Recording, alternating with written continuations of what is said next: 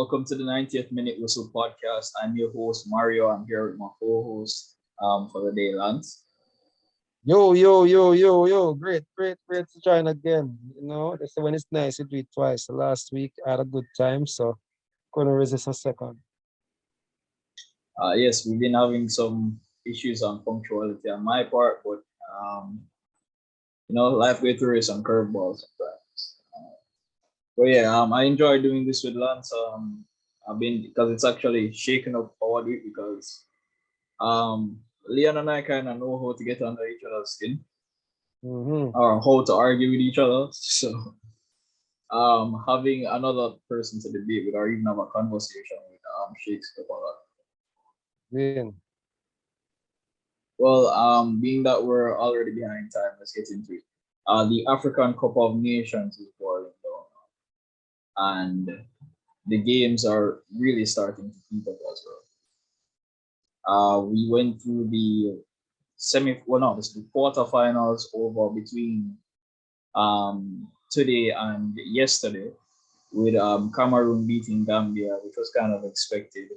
right. The Burkina Faso Tunisia match was end to end, but there a lot of goals were missed. So it was still entertaining for the most part. But Burkina Faso, they don't have a lot of talent, but the talent that they do have has been here before. So they seem to like find a way to win, even going one man though. Did Burkina Faso win this title sometime recently? Yes. So the last champions in order were Algeria, then Cameroon, and then Nigeria, and right before that Burkina Faso. But the thing about Burkina Faso's team is that the person who won them the trophy he's now the captain of their team. Bertrand Traore, he's one I was Mm-hmm. telling you about last time. He won the competition as a 16-year-old, Mm-hmm. and he when I say win it as a 16-year-old, I mean literally carried the team. 5 goals and 5 assists throughout the tournament. Mm-hmm. Finished off the finals went to penalties and they finished off the he finished off his shot and they won. And he's now the leader of this team. And this team arguably has more talent than the one that won. So being that he's been there and know the competition well, and he's been leading the team since he was 16 years old. Now that he has a Mm-hmm. bit more talent around him, even though it's still not a lot compared to the other teams around them, he Mm-hmm. seems to find a way to carry them to lead them through to the next one. Mm. Okay. But one So thing I have so go ahead. where does Traore which team does which club he plays for? At the moment, Aston Villa. Chelsea bought him after that African Cup of Nations. He was in their loan system for a while. The season when they finished 10th, he was actually one of their best scorers coming towards the end of the season. Um, but he was still very young, and they didn't know exactly where to play him because he can play anywhere across the front. He can play as an Mm-hmm. attacking midfielder, but he naturally plays well on the right, cutting in on his left foot. But the Mm-hmm. problem with Bertrand Traore has always been his fitness. When Leon were at the top of the league on table competing with PSG for the title, he was a part of that team and he had a great start to life in France. I think he scored 10 goals in his first season. And the injuries kept happening, so he was never on the field. And Aston Villa took the risk on him and again started out great, but too many injuries. So now, as soon as he got back fit, the African Cup of Nations came around. So Aston Villa allowed him to leave during their season. Okay. Okay. Because I haven't heard him making any headlines or any news there or him being a, a a big name there or so I was wondering sometimes you have these players who do well at national level, but then don't do as well at club level. That's definitely true, but in Bertrand's case, every year that he's actually fit, he plays well. Okay. Oh, so this problem is just being Just injuries. Just you just injured. can't keep him on the field for long. Like I said, first season at Leon after leaving Chelsea permanently, 10 goals, I think another 5 assists. And Leon were actually a title competitor playing in the Champions League. And the following seasons, he just couldn't stay on the field to produce anything. Aston Villa took the risk on him. If you look at his first 5 games with Aston Villa, I think he scored like 3 goals within that time immediately. And then injury problems, and they've actually bought players to move on from him because of it. Emi Buendia, Leon Bailey. So Leon Bailey, who maybe is very similar to him in terms of injury. True, but a bit younger, and then their playing styles are very similar. Both wingers who like to cut in on their left foot. Dribble, can finish, have pace. Okay. But yeah, for this tournament, he hasn't been scoring a lot.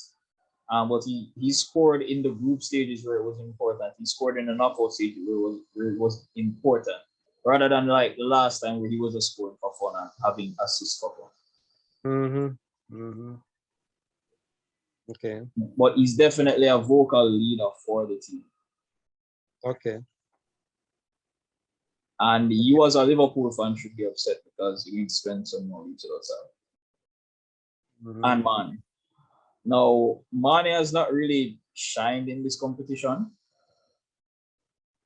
But he hasn't been playing badly either. Okay. The goals aren't necessarily coming from him, but it seems to be more of a team effort this time around.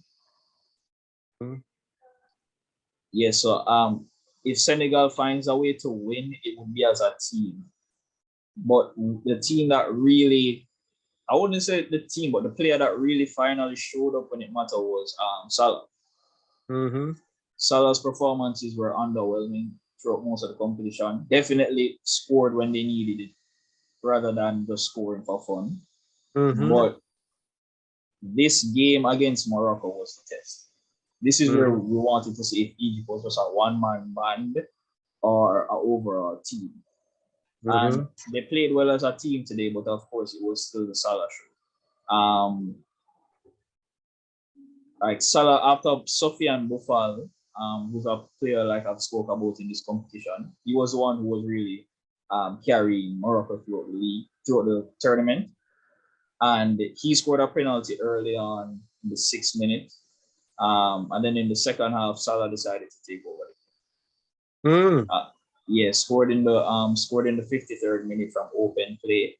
And then in extra time, because this game did go to extra time, Salah took it on the right wing, cut in on his left foot, got it into the box, and they thought he was going for goal. He cut it across the box to Trezeguet, a winger who plays for Aston Villa. Usually comes on as a substitute. He just had a tap in by the time Salah did it through the defense. Just pass it across the box. It seems like one of the more exciting games of the tournament so far. The best game, because in all fairness, there were a lot of missed shots. And Morocco was a real threat. So it's a big cap for Egypt. Yeah, this was the test because like I said, they haven't really been tested. I think a lot of the games they were just sloppy. And they knew that they had Salah on the field, so a moment of magic could happen. This was the first game where I had to see all the players step up. And in all fairness, the players who played in Europe stepped up today. On both sides. Okay. So we have Burkina Faso, Cameroon, and Egypt. Yeah, Senegal as well. That's the final. Burkina Faso, Cameroon, Senegal, and Egypt. Okay. Senegal's game was against Equatorial Guinea, and it was expected. They won 3-1. Equatorial Guinea, like I said, they put up a fight, but they were actually a bit more dominant in all fairness. But like I said, European talent, the talent is just European talent. Yeah, so they were just a level above. They played better than Senegal, which is something that I fear for Senegal going forward, because they've had to, so far throughout the tournament, they've had to grind out a lot of Mm. And I think today it was just like, hey, you have some European talent on your side. And again, Mm. Mane has still not lit up the tournament at all. Okay. I thought Okay. that he would actually use this tournament to get himself back into form overall. Yes. Because I know that he hasn't been at his best for Liverpool either. So I Okay. thought this was the tournament that would really push that. Salah, on the other hand, is really continuing where he left off at Liverpool. And the Yes. team that nobody seems to be paying attention to, but being that they're the host of the tournament and so far the best looking overall team, Cameroon. So Cameroon, yeah, but yeah. It seems like a very. I mean, just based on name and the kind of talent they have, perhaps reputation and history, it seems like a good collection of semifinalists. I mean, Senegal, Senegal, Egypt, Cameroon, and what am I leaving out? Burkina Faso. Yeah, pretty high caliber. here's where Senegal has the advantage over Burkina Faso. Depth. They'll be facing Burkina Faso. That's a matchup. Yeah, that the semifinals have been listed. It's Egypt versus Cameroon, Senegal versus Burkina Faso. They really are trying for the Sadio Mane versus Egypt final versus Salah final. Oh God. I think it's the most marketable final, so I think they want that to happen. You seem to suggest that, I mean, it could be a Cameroon Senegal final. Yeah, I think that's the best bet because what Egypt does not have, Egypt has one and two European class players: Mohamed El Nene, Salah, Trezeguet, Sobi, and their defender Hegazi. Yes, Mm-hmm. those guys are at a European level, but Cameroon's entire team is at a European level, and they can bring on European players off the bench, and they're more of a team. Today was the first day Egypt looked like a team in our face, Mm. where everybody was on the same page. Usually it's the same Argentina syndrome. Give it to Salah Mm. and let's see what happens. Mm. Today I think everybody had to step up because Morocco had players. That's why I said that them beating Morocco was what to me stopped Morocco from winning this tournament. Because to me, they were the overall best team, but they also have more European talent than everybody around them. Mm. Okay. Okay. It sounds very. Who's the leading scorer is still in the tournament? Yes, for Cameroon, I think they're tied now. The two Cameroonian forwards are tied. And Uh, 6 goals? yeah, so Vincent Abubakar is on 6 goals, and Toko Ekambi, the person who scored the 2 goals in the semifinals, is now on 5. Now, Mm. like I said, Vincent Abubakar, he was supposed to be the heir apparent to Eto'o on the European football stage. Played for Besiktas in the Turkish league, played for FC Porto in the Portuguese league, won trophies with those teams, played Mm. excellent for both teams, but never really took that next step. Okay. And Carl Toko Ekambi, he's now the one people are looking at because I think he's about 24 years old. Mm-hmm. He plays for Leon in Ligue 1. Leon is not having their best season, but he's been consistent with one of their top goal scorers for the past 2 years. Mm-hmm. And he's a forward that is very flexible. So he can play out on either wing. He can play in behind another striker, and he can play up front by himself. Mm. And he's Okay. been combining well with Abubakar. Mm. Okay. And then even the leaders in assists are the Cameroon midfielders, 3 assists each: Martin Pongla and Colin Fye. Mm-hmm. They're leading in Mm. the assists. That's why I say like they seem like an overall better team. Mm-hmm. Mm. Oh, interesting. Interesting. Yeah, so overall so far, how you rate the tournament? Like I said, I think the tournament is just done at the wrong time. No matter how you try to do it, like as long as this tournament is played during the season with Europe, it won't get the views that it should. But I want to give a shout out to the African players that aren't playing European football because they are the ones who surprised me. Okay, that's a good sign Like, for Africa. yeah, like the players who really shone in this tournament, whether even if their teams got knocked out, are the players that nobody knows about. I can't list them off right now, but like a lot of players showed up for themselves, at least, in case somebody was watching. Okay. And there was no team that wasn't entertained. Even the teams that got knocked out in the group stages, trust me, they put up a fight in the group stage. Oh, so how comes this AFCON is not getting a lot of coverage? I'm not seeing it on sports highlights or because FIFA's planning is terrible, and I'm one to find solutions to problems, and Arsene Wenger is actually one of the people trying to change, because I think he has a position in FIFA to like dictate certain national tournaments and when they're being held, which is why there was arguments about the World Cup going to being every 2 years rather than every 4 years. I think Wenger shut that down. What they're trying, I think they're going to turn the Euros into every 2 years, just like the Copa America, just like the World Cup and every other national tournament. So the Copa America, all of the years. So every other one is every 2 years, but the Euros, I think they're going to change that. And they're trying to get rid of the Nations League. Okay. It was a failed experiment by FIFA, so I think they're trying to get rid of that as well. But the reason why it's not getting covered, one, it should have been held last year. And two, there's a huge excuse that Africa is making that if you keep the tournament in the summer, the African continent will be too hot for the players to play. And you're restricting it. You're restricting it to only certain African nations that can produce a certain climate that is still low enough to play. So you're limiting other African nations from getting a chance to host a tournament. If you keep it in the summer? Yeah, because there's only so many African countries that are still cool in the summer for you to host a tournament. But I recall the World Cup in South Africa being in the summer.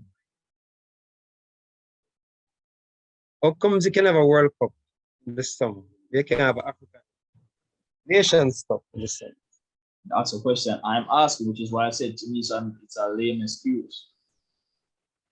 Granted, yes, the summers get hot, but I think that was the first tournament when we saw players taking water breaks, right? Yeah, so there's ways and means around that. Most people who play up in Mexico, the Azteca, they usually have to take water breaks because of how hard it is to breathe up there and the sun as well. So there's ways around that. So I do think, in my opinion, I like the fact that the Euros and the Copa America are now in the same year. I don't mind the Euros being every 2 years, just like all of the other international tournaments. And then the World Cup stays over 4 years because that's what makes it special. But the main thing is this: get the Copa America. The African Cup of Nations, the CONCACAF Gold Cup, and the Asian Cup. They should all be in the same year. As back-to-back tournaments. You notice how the Euros kind of fed into the Copa America? That's the way I think they should do it for the other tournaments if they're supposed to get any light. So in the year that, for example, in the year that the Euros and the Copa America would be held, you wouldn't have the Gold Cup and the other tournaments in that year because it would overshadow it. And then clubs would have to lose too many players. And then most players play in South America or Europe already. So if you're having the Copa America and the US, that's a strain on teams already. Then the following year, it would keep the African Cup of Nations, the Gold Cup, and the Asia Cup in the same year, right? Back to back to back. Mm. So it would give the African players a chance to shine in their just have in their own like summer tournament. FIFA could focus on it. More news channels can focus on it because you wouldn't have NFL and NBA going on.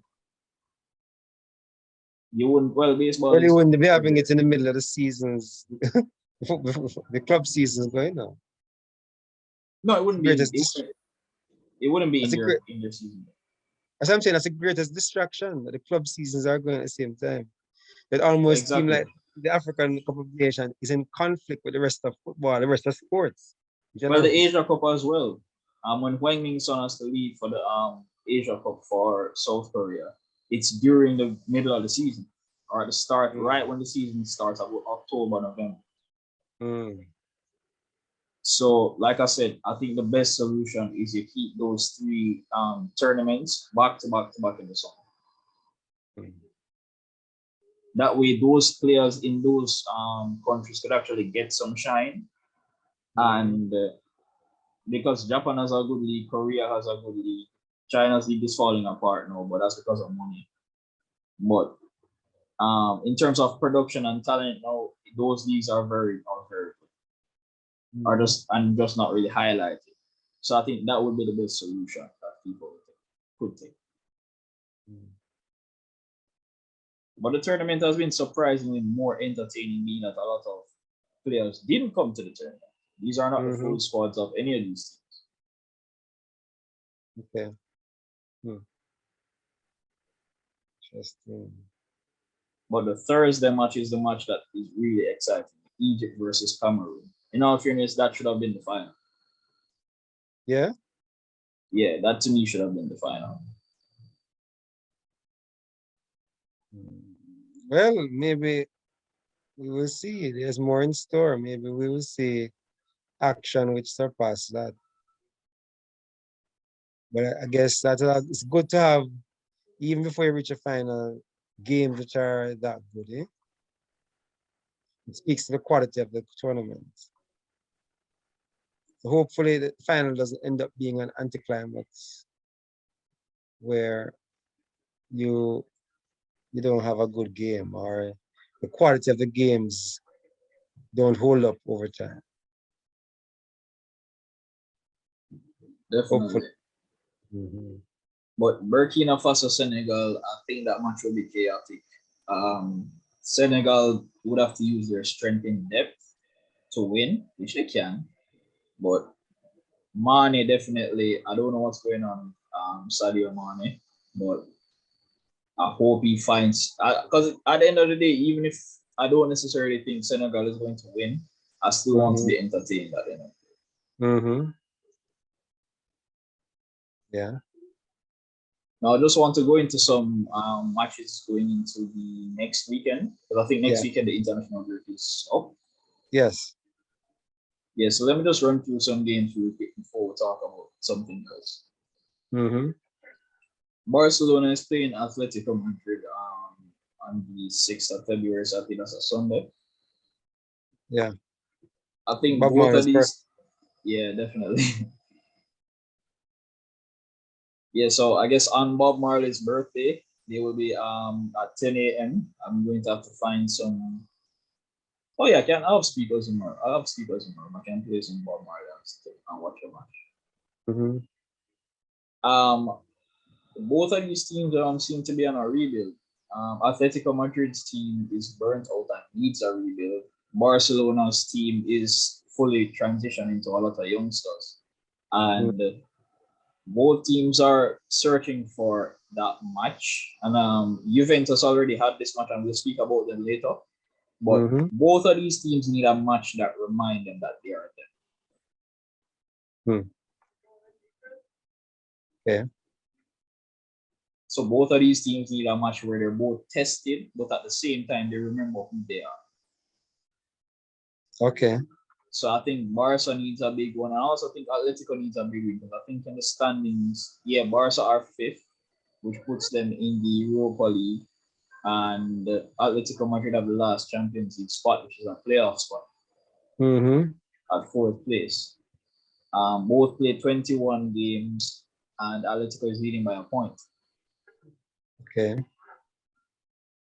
So Atletico need to catch up Betis, and Betis are 4 points ahead of them.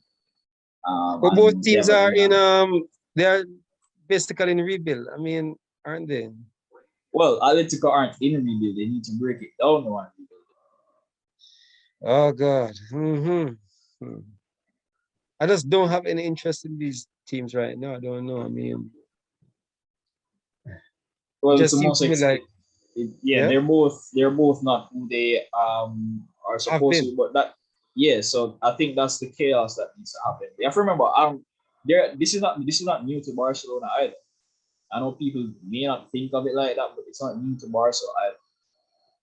Going through a transition. I don't know if people remember when Guardiola first took over Barcelona. He took over a club that was finishing fourth. Hmm. Come Ronaldinho on, was Mario. playing Nobody on remembers life. that. Exactly. No, but I'm just saying it's not a new thing for Barca to go through a bad period. Or just Yes. football clubs in general. I mean, you're a Liverpool fan. You constantly try to have amnesia about finishing seventh and winning the Carling Cup as your best accomplishments in a very long period of Champions League or league titles. What did you say a while ago, Mario? Liverpool finishing seventh, winning the Carling Cup. In Yes. between, yeah, like there was a period where Liverpool was shit as well, so you can't forget that.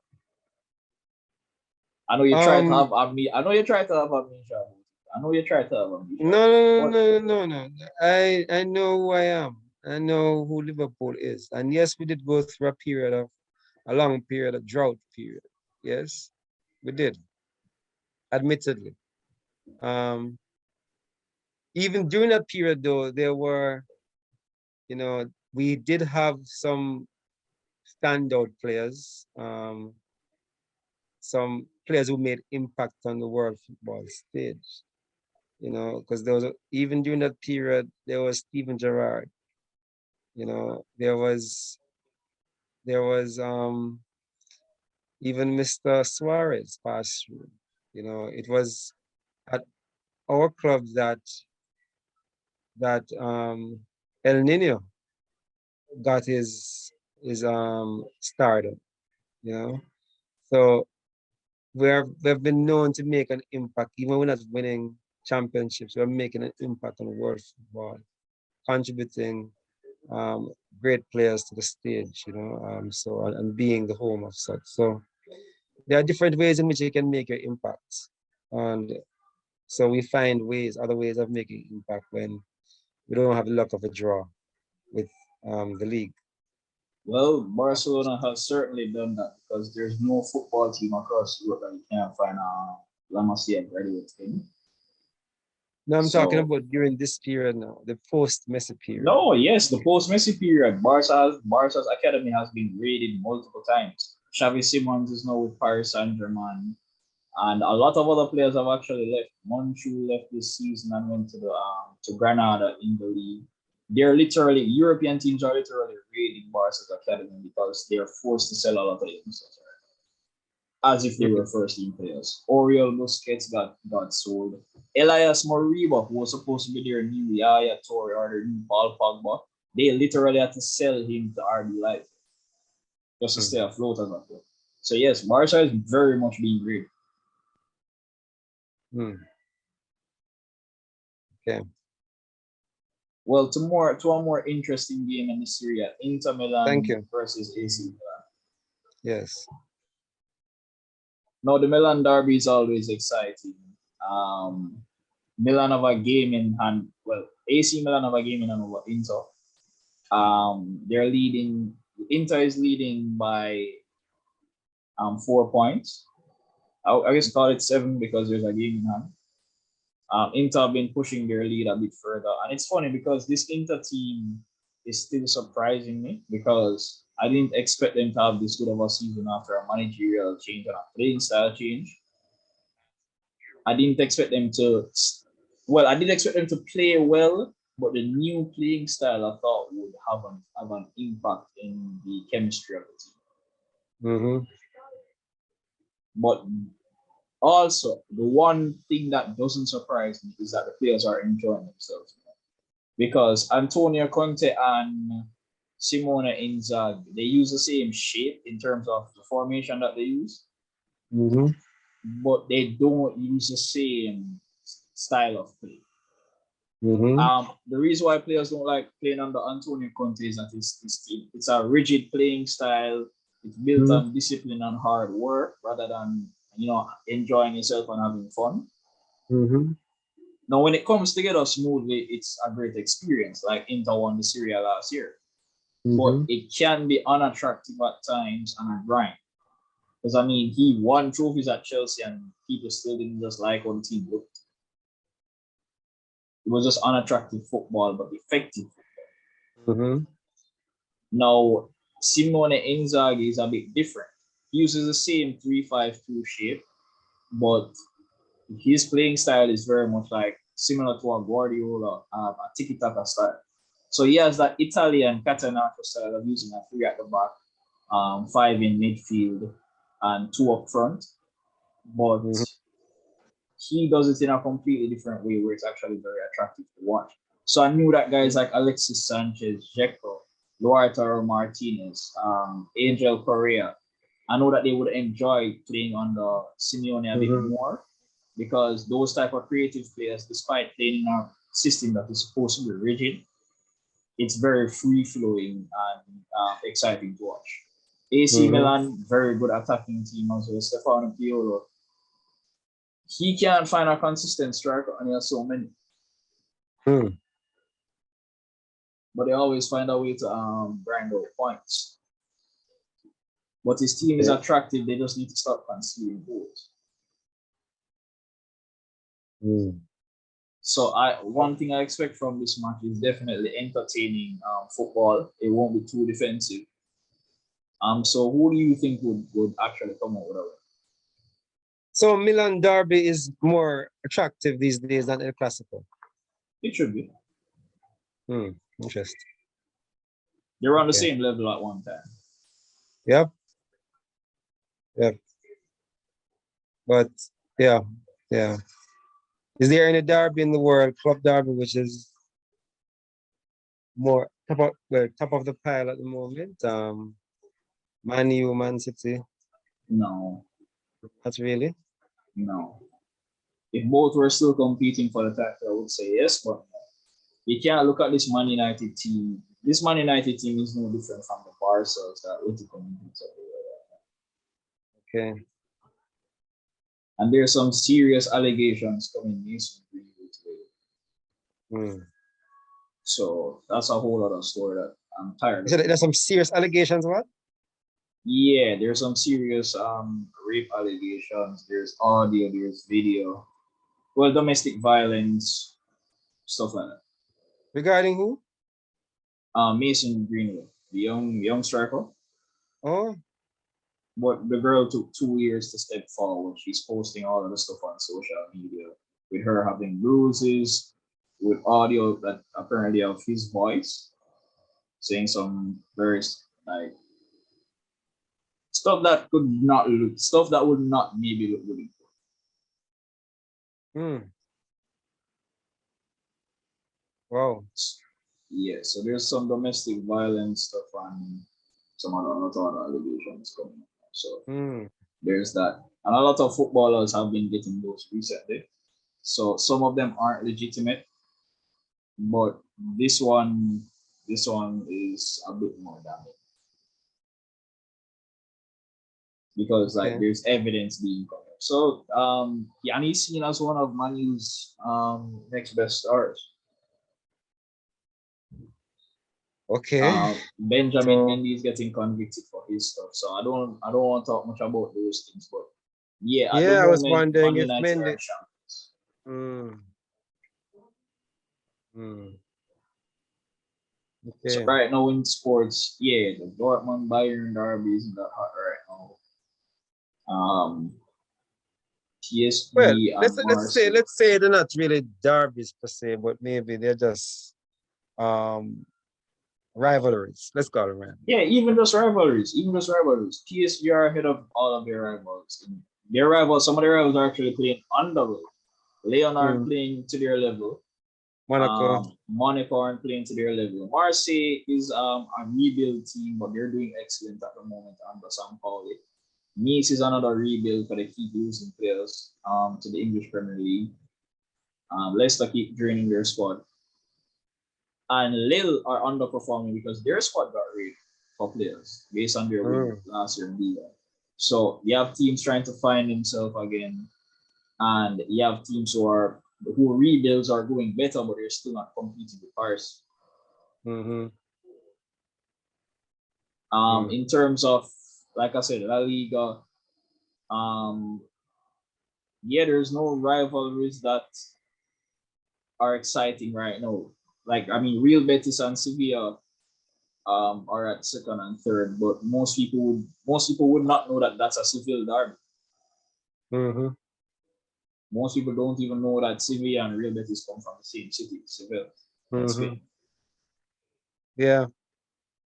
So most people don't know that. So if you go to Italy now, it's really the Inter Milan, AC Milan, because both are title contenders. Both played in the Champions League this season. Granted, underwhelming, but Mm-hmm. both teams are closer to what they should be in reputation than any of the other teams that should be rivals. Even Arsenal isn't really playing at the same level as Chelsea in terms of a London derby. Mm-hmm. I Mm. mean, City and Chelsea this year. I mean, the problem with that derby is that we didn't get to see a full-fledged Chelsea team play a full-fledged City team. Chelsea, I don't know what is going on there, but Oh, they it got the sounds like you're back. coming up with excuses, Mary. Excuses. Jesus Christ. What do you mean by More. excuses? Um. No, I'm Yeah, I talking guess Chelsea. I'm talking the entertainment, but I'm not talking about the scoreline. Like the Okay. one I've said it 1,000 times, the one team that knows how to beat Man City is Chelsea, and I prove that in the moments where it matters most. Mm. Beat them in the Champions League. I will beat them 4 times, I think, during that season before the Champions League final. They knocked us out of the FA Cup, but Leicester Mm. still end up beating them in the FA Cup, and we end up beating them in the Champions League. So I'm not like making excuses. I'm saying entertainment value. Chelsea's best 11, City's best 11, City's best bench, Chelsea's best bench. Just for it doesn't matter who wins. But Mm. if we're talking about rivalries or intense rivalries, even Liverpool, I would make the same case for Liverpool. Your team is in shambles. When was the last time you put out your full 11? Yeah, yeah, but that that teams No, I'm can't just rely talking. on that. No, I'm not saying for entertainment value. Just for Yeah, entertainment value. I'm not yeah, talking the scoreline. The scoreline, yeah. even if it goes Man City's way, the point is just for Mm-hmm. entertainment value. When was the Mm-hmm. last time you had Salah, Mane, and Firmino all playing at their best with your midfield of Thiago, Fabinho, and I don't know who you use as a third. You know what? Yeah, whether it is Henderson, whoever it is, because Wijnaldum is no longer. So whether it's Henderson, let's use Henderson. I haven't seen like a full-fledged Liverpool. Your backline was constantly changing. You just recently got back Joel Matip and Van Dijk. Mm-hmm. Alisson's been in goal. And then your fullbacks have been consistent in Trent and Roberts. But there's Mm-hmm. been a lot of changes to your midfield, to your forward line with Jota. Sometimes Mane is playing well. Sometimes Firmino is fit. The COVID issues that hit you guys a few weeks back, just like Chelsea.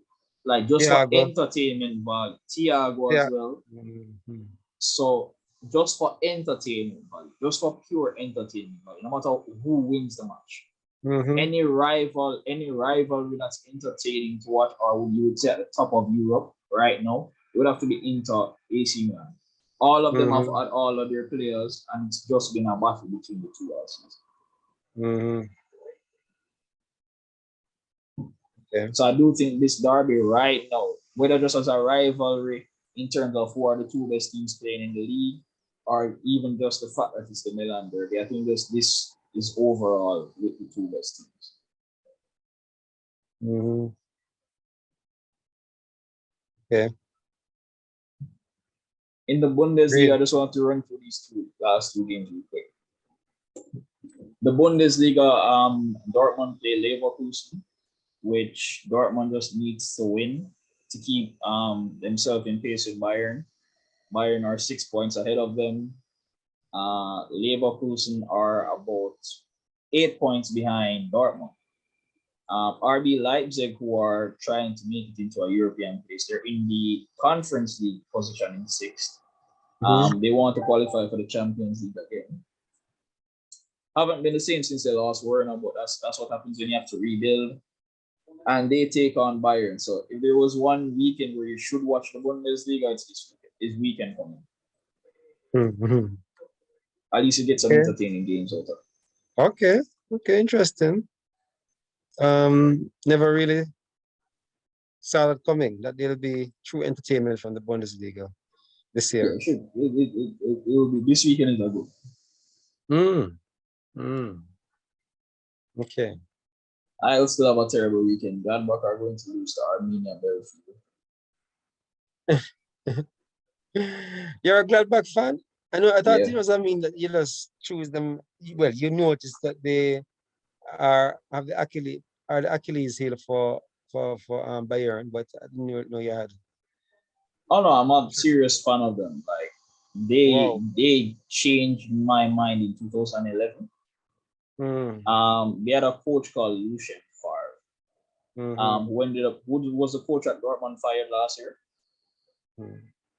He played a brand of football that was, to me, a bit more attractive, or just as attractive as Pep Guardiola's 20 with the Pep Guardiola era at Barca. But he played it with a 4-4-2 rather than a 4-3-3, which is a 4-3-3 is known for. Look at any moment in history. A 4-3-3 is known for like attractive football. Go to the Dutch with their total football with Cruyff, and down to the Clarence Seedorf and Van Basten and those guys. Most of those guys played in a 4-3-3 with the Netherlands or with Ajax or AC Milan. You come down to Barcelona under the Rijkaard era, 4-3-3. Under the Guardiola era, 4-3-3. Man City and Liverpool in this era, 4-3-3. So he did it with a 4-4-2 and less talented players than what Guardiola have. And I know a lot of people remember Marco Reus for being a Dortmund guy, but no, Gladbach is where he made his name. Dortmund took him from Gladbach because we were a smaller team. Okay. But they played a brand of football that I'll send you a video sometime. They played a brand of football that stuck with me forever, even though they weren't a team that was winning like the trophies. I've never seen a group of players who aren't Xavi and Messi play that. And it was less. They were less talented, so I became a huge fan of them in 2011, and I've been following their progress ever since. They've made it into the Europa League sometimes. They've had some good performances in the Champions League against Man City and Barca. Beat Man City and Barca as well. Marc-Andre Ter Stegen, he was the captain of the team back then as a youngster before he went to Barca. So like I said, they're a club that constantly get raided by bigger clubs. But the one thing they have maintained through all of their mediocrity is the way they play football. I don't want to say that they're the Arsenal of the league because granted, back in the day, Gladbach actually have a Champions League. You remember the Jamaica coach? You remember the German coach that coached Jamaica? Wilfried Schaefer. Yeah, he won with Gladbach back in the day. Yeah, so that's maybe his only a claim to fame. But yeah, Gladbach is one of those clubs who historically used to be a great club. And in recent years has just been like an upper mid-table club or a Europa League regular. Okay. But yeah, they've had some talent. Okay. But my biggest issue with them is that they will beat Bayern and Dortmund and Leverkusen and Leipzig by 3-0. They will look like world-class players on those days. The rest of the league will beat them. That's why they never, they will beat big teams and lose teams they're not supposed to lose. No matter who coaches the team. Now, some coaches get it a bit better than some. Lucien Favre managed to get them in the Champions League. Mark Rosa managed to get them in the Champions League. Dieter Hecking played with them in the Europa League. But this current coach, I don't even know his name right now. Just fire him. Just fire him. You can't have a group of players who played in the Champions League last year and can't make the Europa League this year. And the only thing we changed was our coach. So I'm campaigning for Lucien for being that he got fired from Dortmund to come back home to Gladbach and let's play like an excellent team again and at least get into the Champions League. Okay. Now, before I let you go, because we do have actually another podcast to do, but I want Do to we? speak up. Okay. Yeah, I'm hoping that yellow. I'm hoping that yellow still is. Yeah, man. But the last thing I want to talk about was something in our region, the CONCACAF World Cup qualifying stages. Yes. How did you think we look against the US? USA? Yes, how did Jamaica look against the US? I didn't watch that game. When was that game played? I think Friday. Mexico game. I Oh, watched my it. apologies. Mexico. Oh. I got it. Yeah, Okay. Yeah, I watched a little bit of Mexico. I wasn't really tuning in fully because I've lost faith in Jamaica football because I don't think it's I think it's just an administrative issue. I mean, and we're getting so many things right. yeah, luckily, but I think that the administration of the football program locally leaves much to be desired. I mean, I don't see a proper program in place, but we have talent because we have people now who are playing in big leagues, and so that is helping us a lot. We have much more exposure. The players have much more exposure. So the game itself, okay, so we did well. I mean, we were playing pretty consistently. Um, um, Mexico was having a problem breaking us down, and then took the lead. Looked very promising, but then as soon as a pressure is applied, we look good when we're not pressured enough. But when pressure starts to be applied, because Mexico is now trailing, then you see how strong the structure is. Then you see discipline start to wane, and that's what happened. It's typical Jamaica. It's just really cannot do well under intense pressure because if the structure is not strong, it will look good until it comes under pressure. And that's what I am seeing. I don't think it's a Paul Hall Whitmore thing. I mean, I just think whether it's Paul Hall or Whitmore, I don't have more confidence at all in that structure that we have. All right, fair points. I think we've done a lot of things better, a lot of things well. The two things I think we're missing from the team: a natural leader in the team, or a naturally identified leader, outside of just being a talent. Because I've always said it: not your best talent isn't always your best leader in the team. Yes. The '98 World Cup team had Pepe, Shorty, Cargill, and yeah, those guys separate from being good players in the team were also leaders. Some of Cargill them was a leader of that team. exactly. That's why I named him last, but I just wanted to. He struggled to maintain his place in the team, but he was a leader. Exactly. So that's why I say sometimes your best talent isn't always the leader of the dressing or the locker room. So that's why I named off like three. I know that he was the main guy, but there was always talks of Shorty Malcolm and of course Ian Pepe Goodison as just being overall leaders within the team. So you still always need those guys, and I don't think we have an identified leader.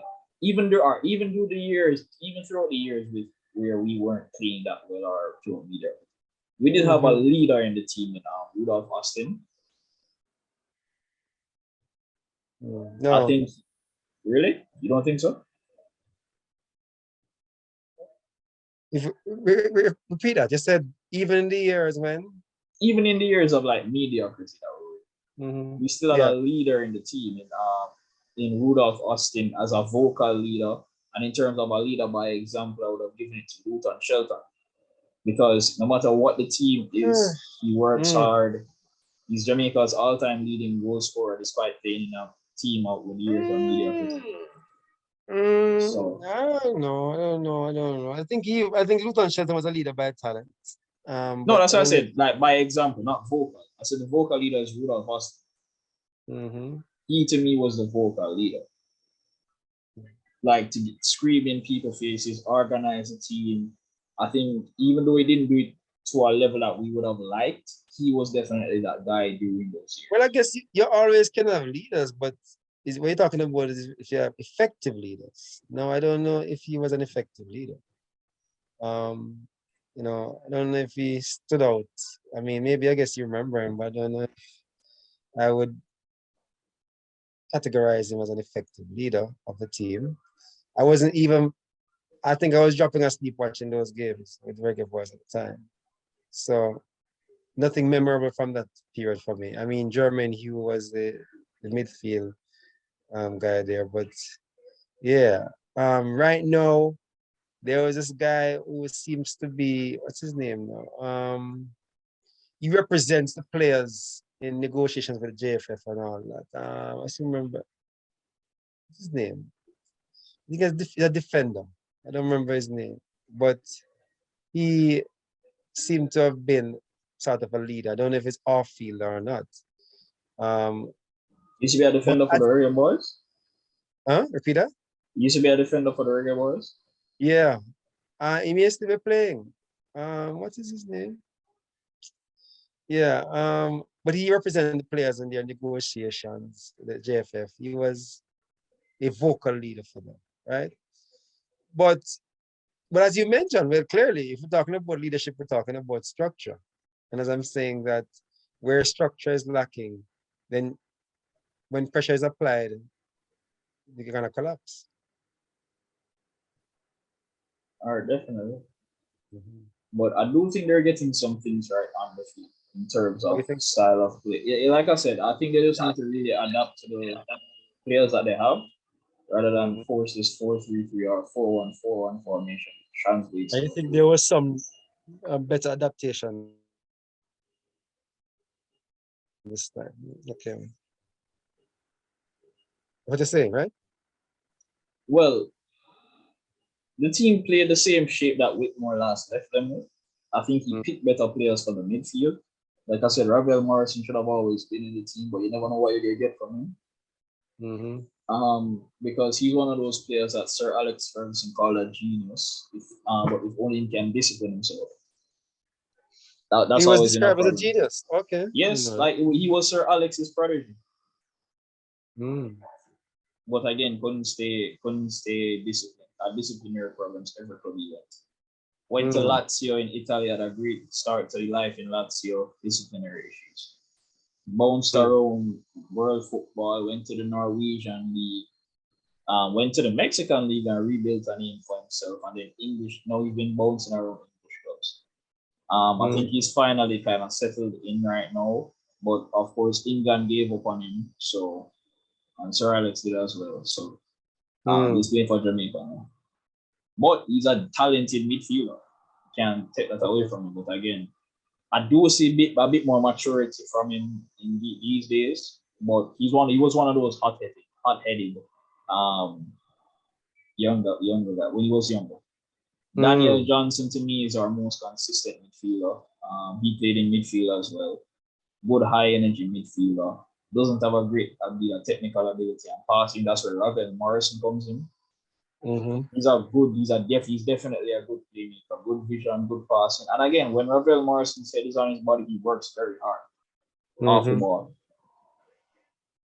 The Mm-hmm. problem we've been having is finding a defensive midfielder to sit in front of the back four. We've been using Speedy Williams, and Speedy's kind of like Daniel Johnson. He's a box to box midfielder. He's supposed to be like running in box to box.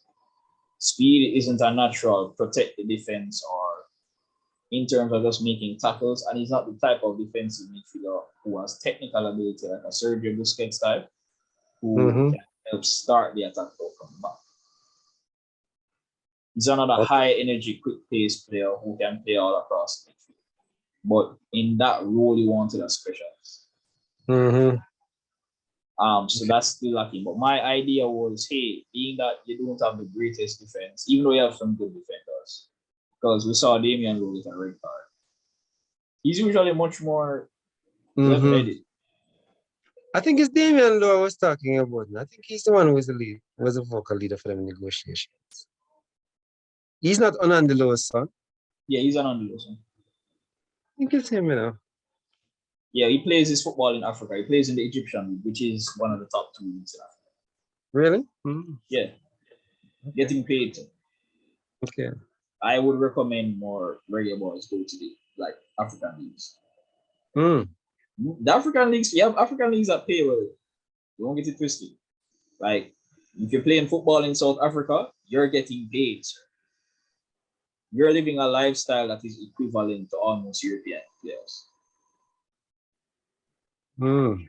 Oh. Yeah, you're rich in Africa if you're playing. Mm. Each Egyptian league the same. Mm. You can make a life out of playing African football. Oh. Like, and you're a celebrity. Mm. Mm. So, yeah, he's definitely one in his prime right now. He's another one of those guys from I think Phoenix Academy with Leon. Mm-hmm.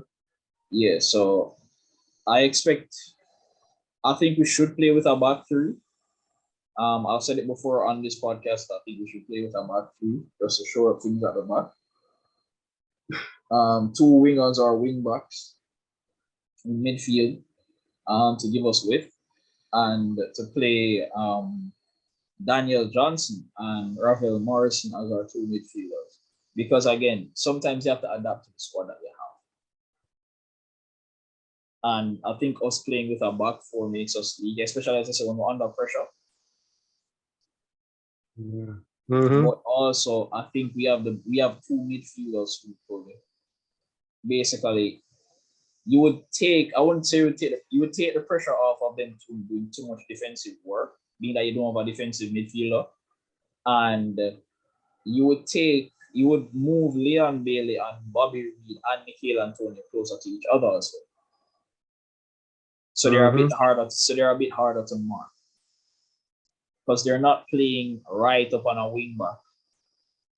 They're not playing whether it is Junior Fleming either. Like they're not playing right up on the wing backs. Michael Antonio isn't playing directly on a centre back. He's playing in between the two of them. And Mm. Bobby Reed and Junior Fleming or Leon Bailey can play, like I said, they won't be playing as really wingers, but two attacking midfielders. Mm-hmm. So I think it would make them a bit more unpredictable. And then, of course, like I said, I think Ravel Morrison and Daniel Jones can really control the midfield. And then you bring guys like Speedy on in the second half for that energy. And we have two young guys who I really think are good playmakers going forward, but I don't think they're ready to start yet. In Palmer, he's an attacking midfielder who was playing for Cavaliers. I think he plays in the USL, which is the second division. I think he's about 22 years old or 21. And there's Tyreek McGee, who was a star for Waterhouse as a youngster. And I think he plays overseas as well in the USL. And he's a good deep line playmaker. But I don't think either of those guys are ready to start as. Mm-hmm. But I do see that the team calls them up for tournaments. But like I said, I still think we need to just play our best players and try to find a formation that suits our best to get all of our best players on the field. And I still think that formation is 3-4-3 rather than 4-3-3 or 4-1-4. Mm. Now, Wow. there's a team I wanted to speak about, and it's not Mexico because Mexico's coach is playing with his job.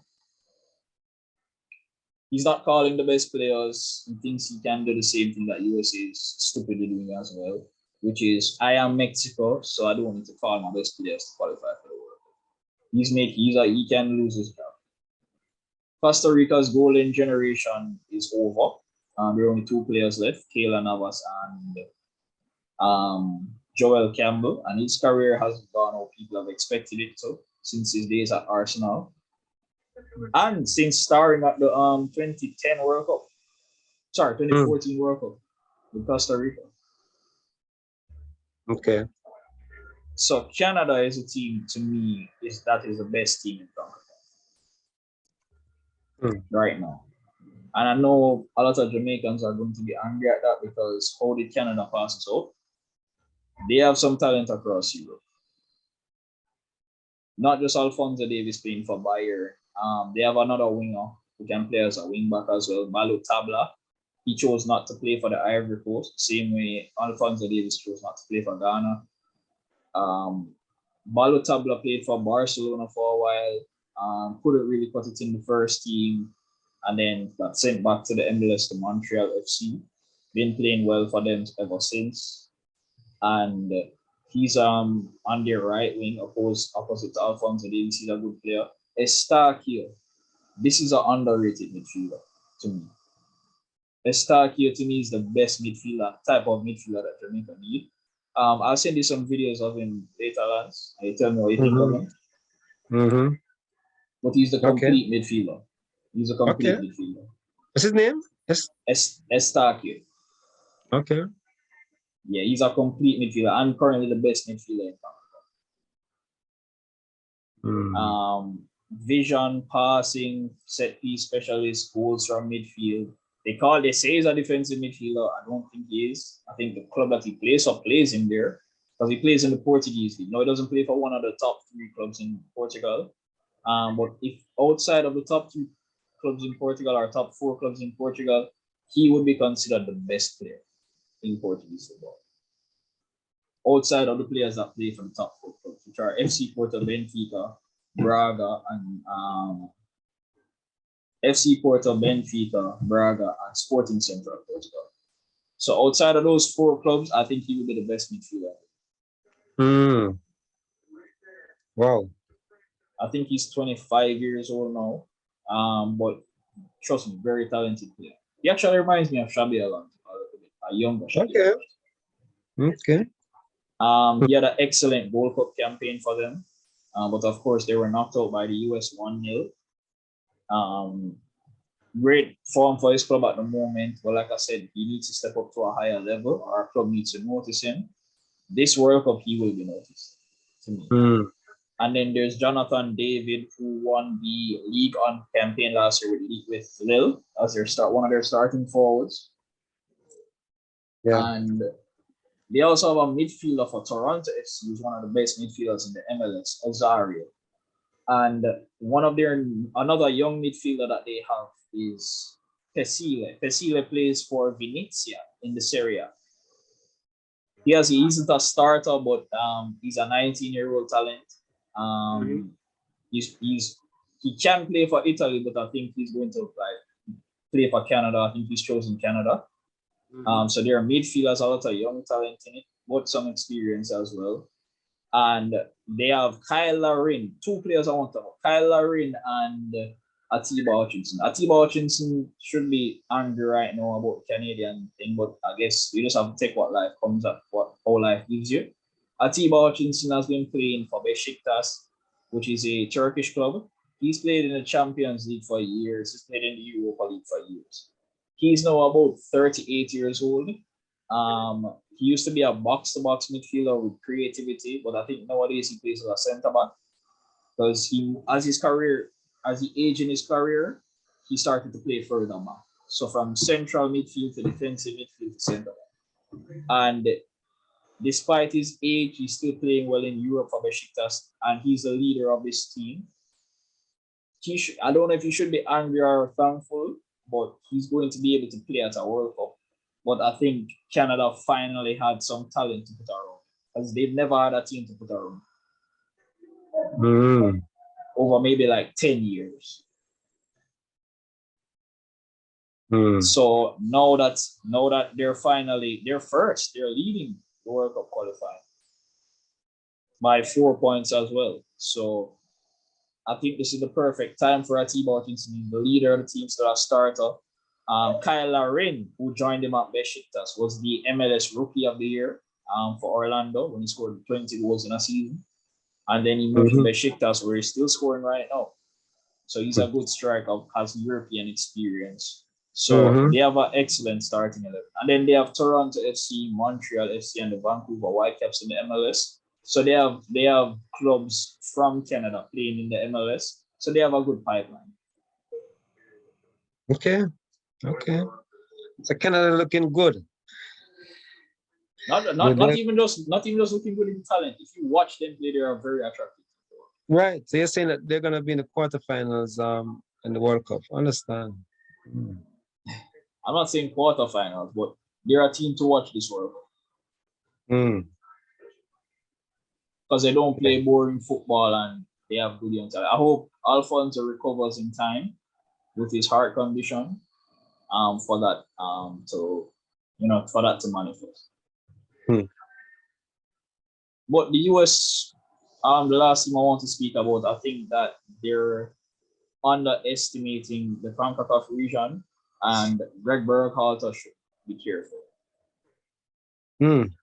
Klinsmann did the same thing and ended up not qualifying for a World Cup, and that lost his job. You need to play your best players. Your best players need to get into a rhythm together, so that they can do it. Because one team that nobody's talking about is Panama, and they're the ones who knocked out the US last time to get to the World Cup. And Panama is always a quiet team that just somehow knows how to play football very well, and they play with a lot of heart, work. So I think they're leading Jamaica 2-1 at the moment. They are. And of course, Mexico and Costa Rica are still at nil. All those two teams have done well. But yeah, I think that Canada is, to me, the best team to watch. I mean, beating the USA 2-0 earlier today. This team is definitely. This team is a Kyler Rin, one of the persons I described to you. He scored today as well. Okay. This Canadian resurgence in CONCACAF, yeah, I didn't see it coming, but I guess they've been building, and I mean, Canada in football, there's a period when few periods when they have a good team, but generally not a threat, but good to see them coming to upset apple cart, being on top of the CONCACAF table now, ahead of US and Mexico. Yeah, pretty good. And it's not by fluke. It's not. No, you're saying it's actually a solid looking team playing attractive football. Oh yeah, they have a game plan. And like I said, they've had players who failed in Europe come back home. They've had players who are still in Europe who might be aged, but the majority of the squad is very young. So what you're seeing may be a Canadian golden generation, meaning that the next World Cup after this 2022 World Cup will be held in CONCACAF. It will be shared between the US and Canada. So what you're seeing might be a generation that could push on to do something. Okay. And by the way, can the Jamaican Football Federation just get it together for 2026, by the way? You cannot not qualify. First and foremost, the US and Canada automatically qualify for the next World Cup because they're the hosts. There is no excuse to not be at the 2026 World Cup. Two teams have already qualified. Because you have more spots. Exactly. There is zero excuse. So they've essentially lowered the bar for you to get in. Yeah, like, might sound away, but at the reality. You must can get in at the top 4 spot after that. Because Mexico are the only real threat you have. Costa Rica and Panama. I mean, El Salvador and Honduras are always annoying, but they are not qualifying. But there are teams that play with heart, so they're annoyed big teams. But other than Panama, Costa Rica, and Mexico, like there's no excuse for not going to the 2026. But I still think we have a chance of finishing 4th in this group. If Panama doesn't drop points, then maybe not. But Jamaica, like I said, I think we're taking steps because our league has gotten better quietly in terms of quality, but there's still a lot of work to be done. Mm-hmm. Mm-hmm. All right, this is where I want to wrap it up for today. I want to thank Lance for coming in again. Yes, Don. I mean, yeah, yeah, happy to be here. Yeah, I like the pace. It's almost like having a conversation on the sofa, just in a lounge, just talking, just talking about things we enjoy, and sports is definitely on top of the list, and particularly football. So always enjoy sharing the space. Like I said, well, live sports in general was built off of that concept because I had the idea of doing live sports from me going to high school and in the mornings before school starts, it's me and my friends Mm-hmm. talking about sports. And I've also had experiences where I've been to hotels and bars and stuff like that. And I usually connect with people through sports, especially being a person that doesn't talk to people that much. Right. Yeah, like if I go into a bar, somehow I'm drawn into a sports conversation Okay. automatically. So that kind of the concept of what creative sports. Okay. Good stuff.